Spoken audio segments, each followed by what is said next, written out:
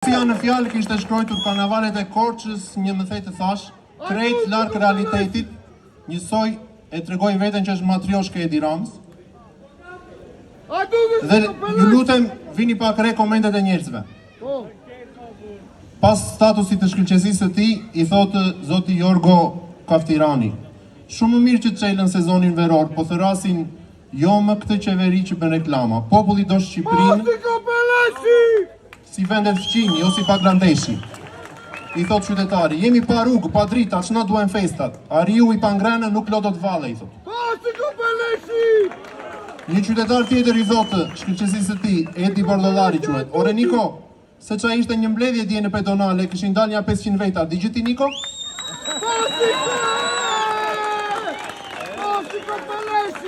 Një bashkëqytetarja jona, Nisa Rustemi, ja refen dhe i thotë: "Dje Korça e bëri protestën madhështore, sot u organizua të linte hapësirën e dur edhe karnavaleve. Nesër do bëjë një protestë më të madhe, si që jemi ne sot, për t'ju treguar se si e raskapritin një qytet duke larguar rinin me patronazhistët që shfaqen kudo, se si jetohet me 100 euro pensioni, thotë zonja, se si funksionon shtetësia, etj. etj." Më poshtë janë të gjitha komente që me gjasi kam fshira, se këta ju tremben komenteve të vërteta. Elena Gjoka i thotë: "Korça sot nuk është në ditën e saj më të mirë, pavarësisht festave, muzikës dhe ngjyrave që përpiqeni të tregoni.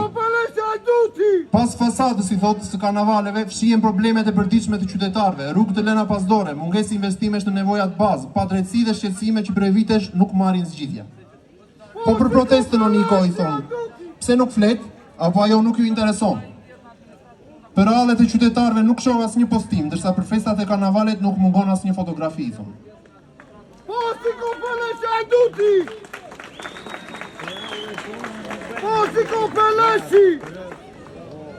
Dhe një gjë tjetër, i thonë: "O Niko, ata miqtë e tu milioner, jo vetëm që po i marrin frymën lagjes, por kanë zaptuar gjithçka përreth. Rruga që përdorin banorët është bllokuar", i thonë. "Dhe njerëzit mezi kalojnë. Kemi ardhur në pikën që edhe kortezh motor e ka të vështirë të kalojë, sepse miqtë e tu", i thonë, "milioner e blenë rrugën. Po i thuaj atij Raçkës, i thonë, të na hap një rrugë ku të kalojmë, se kemi frikë. E kur kalojmë në rrugën e tyre të blerë, vetëm një mallkim më del nga shpirti. Perëndia i gjykoftë", i thonë. Po mbyllë me një koment të fundit, të cilat tha i fshin me njërë, i ka thënë Stilian Nisa: "Do ishte mirë", i thotë, "ti kushtonin 100% zërit që kanë ngritur qytetarët në lidhje me çfarë po ndodh në Shqipëri. Largimi të të rinjve, boshatisja e qyteteve dhe fshatrave. Çdo familje", i thotë, "ka plagën e largimit të fëmijëve jashtë. Pensionet më pak se një shishe e verë që ju konsumoni, mbyllja e shkollave, largimi doktorave nga spitalet, korrupsioni në çdo institucion qeveritar dhe lidhjen martesore që ka pasur PS, pra Rama, me PD-n Saliun, për vite me radhë, bashkë me mblesin LSI-n Ilirin.